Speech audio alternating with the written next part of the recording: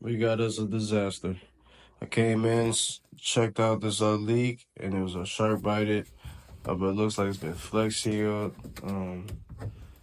Adhesive tables on it. We got to the shark bite, and to get that shark bite, you're gonna need this tool. It's the shark bite removal, and it all depends on what pipe you got. And in my case, I had a 3/4 pipe. So basically, all you do is just put that shark bite right behind the lips of it, pull it out, yank it out, and that's that. Not much to it. But anyways, you gotta make sure you get a good grip of that pipe with your offhand while you pull that shark bite in case the pipes are brittle. But anyways, that's how you remove a shark bite. The handyman out. In my hands on my face, and I'm still on my feet to the top. In my hands on my face, and I'm still on my feet to the top, like a motherfucker lead. Try make me flop, I won't motherfucker leave.